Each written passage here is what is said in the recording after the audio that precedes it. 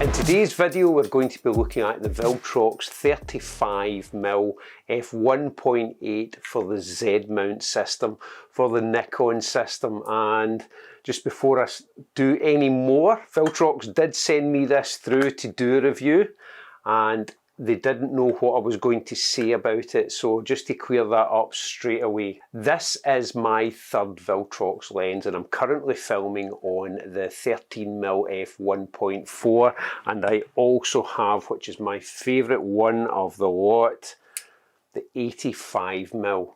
Now a couple of reasons I like these lenses. They're solid, they're all metal construction. They are not weather sealed though, so don't expect them to be, especially considering the cost.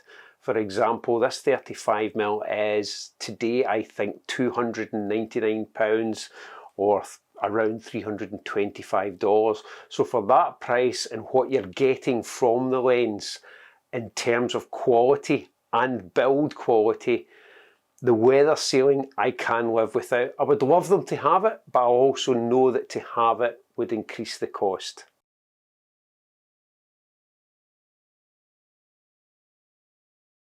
Weighing in at 340 grams, the lens is an all-metal construction, including a metal lens hood. The glass itself is an HD nano multi-layer coating, which should effectively help to reduce ghosting and flare. It's 10 elements in 8 groups and an internal focusing system to reduce the size. It also works with eye detection AF.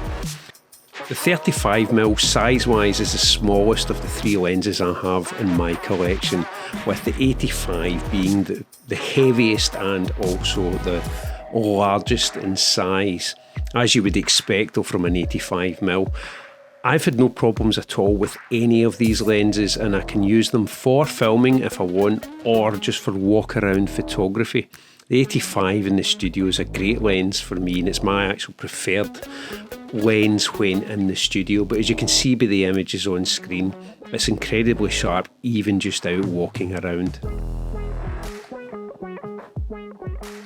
Viltrox I think have 9 lenses in total for the Z mount, and including the full frame and the APS-C range, and they come as prime lenses, and each of them that I have, I've got to admit, have performed phenomenally well. And that is considering the cost of them.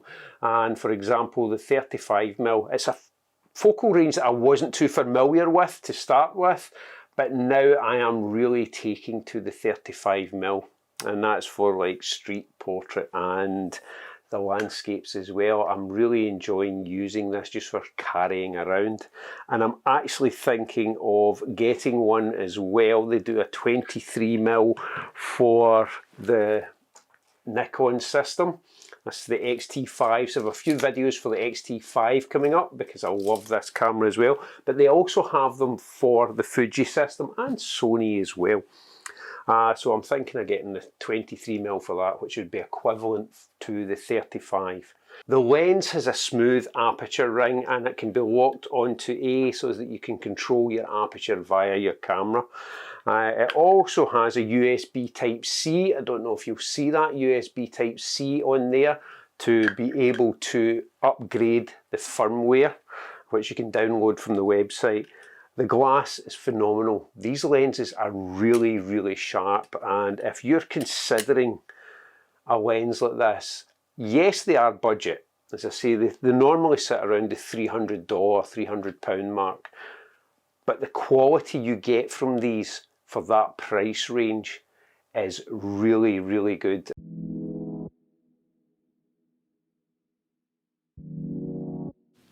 Shooting at various apertures, the lens never disappointed in any way at all, and as you can see by the images on the screen, working all the way through to f16. A 35mm isn't a focal length that I'm familiar with, so it was interesting to see the field of view and the considerations to make when composing the shots. The lens focused quickly and returned a sharp image throughout all the apertures. The focus fall off at f1.8 is buttery smooth, and f2.2 produces some really soft bokeh, which I was really quite enamoured with. Walking around with the lens, I was able to shoot quite a lot of different compositions, including ICM, which I really liked with the lens. I've got to admit, I really enjoyed shooting the ICM with it. Sharpness, great. I had no complaints with this lens at all, which, to be honest, I wasn't expecting to because of the other Viltrox lenses I have, but at the same time, because of the lightweightness of the lens, I did consider that perhaps it's not going to be as good lightweight, not as much glass in it, so not as good, but it proved me totally wrong. Prime lenses, they are all prime lenses, which I've got to admit, I would love Viltrox to do a zoom lens just to see how that performed, but these prime lenses perform brilliantly and can be used for a lot of different applications. I was actually filming with this one earlier and decided to swap to the 13mm just to see how the eye tracking and everything works with it, and it works great. It works as expected. There is nothing that I noticed that I wouldn't use this lens for when it came to filming. At f1.8, is there vignetting? Yes, there is, and you'll notice that with most Viltrox lenses, there is a slight vignette at the maximum apertures. Once you begin to stop down, the vignetting clears.